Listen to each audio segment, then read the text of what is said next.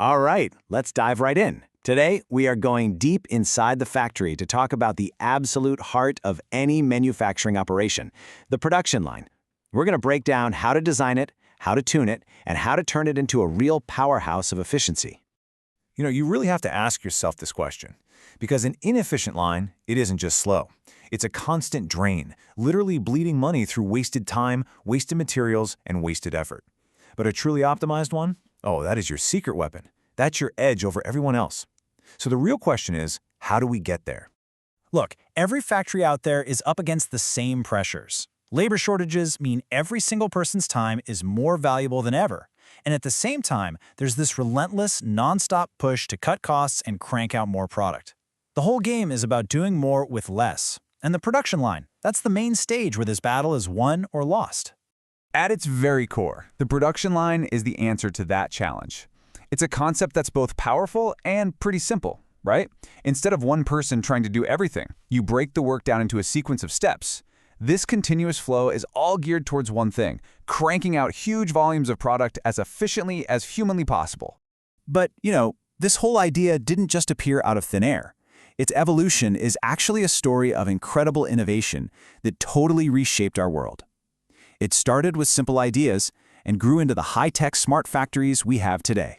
Just look at the massive leap that happened in 1913. Before that, all the basic pieces were there, but it was Henry Ford's moving assembly line that was the real game changer. By bringing the work to the worker instead of the other way around, he just slashed production times and costs. It was revolutionary. It made cars affordable for almost everyone. And that one single idea, it's the direct ancestor of today's smart factories, where we're using robotics and data to hit efficiency levels that Ford could have only dreamed of. And all that history brings us to a really crucial point. You just can't optimize a poorly designed line. It's not going to work. Getting the physical layout right from the very beginning is the foundation for absolutely everything that comes after. So what's the right layout? Well, it completely depends on what you're making. If you're in an equipment-intensive place, like a steel mill or a cement plant, those giant machines are pretty much set in stone. The initial design is everything, because changing it later is a massive, expensive headache. But on the other hand, if you're in an assembly-type factory, putting parts together, you've way more flexibility to tweak and improve your layout as you go.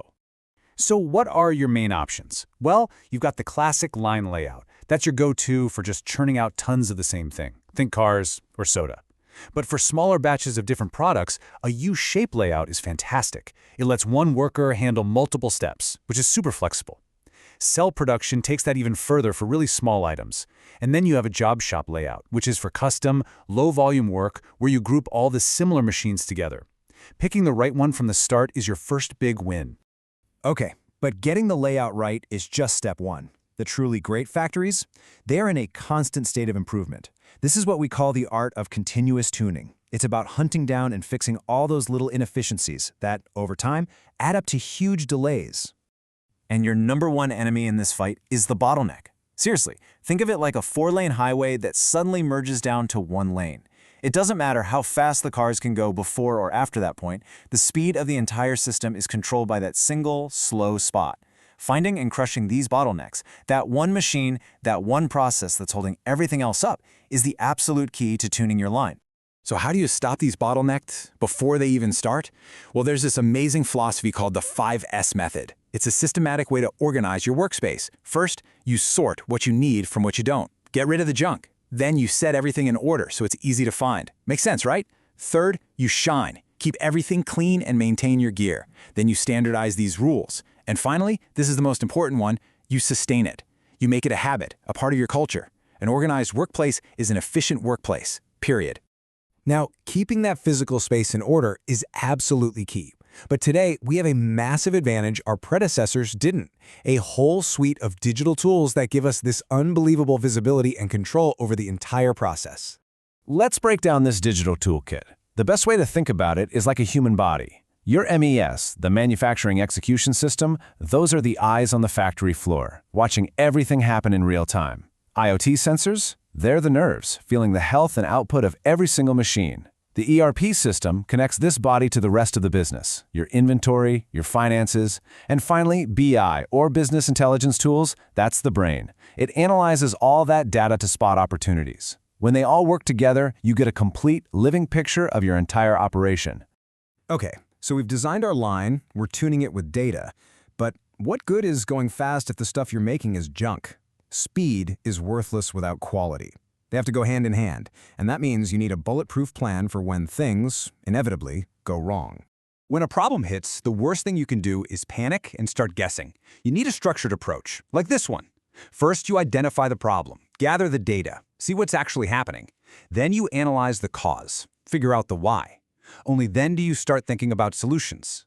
Once you implement a fix, you have to verify that it actually worked. But honestly, the most important step is the last one.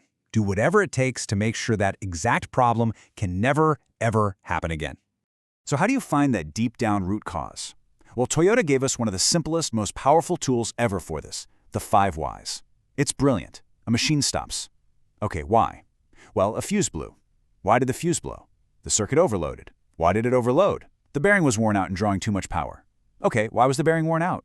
It wasn't lubricated right. Final why? The maintenance schedule wasn't followed. Boom! See? You didn't just fix a fuse, you fixed your entire maintenance process. That's getting to the real problem. So at the end of the day, what's the big takeaway here? It's that this is not a one-and-done fix. It's a living, breathing cycle. You design the best layout you can, you constantly tune it by hunting for those bottlenecks, you digitize it to get clear visibility, and you troubleshoot with discipline when things break. This loop, this is the real engine of improvement. And that really leaves us with one final thought. The very best production lines are never actually finished. The pursuit of perfection is a journey, not a destination. There's always another bottleneck to find, another process to streamline, another second you can save. So the real question isn't if there's an improvement to be made, it's what's the next improvement you're going to make for your line.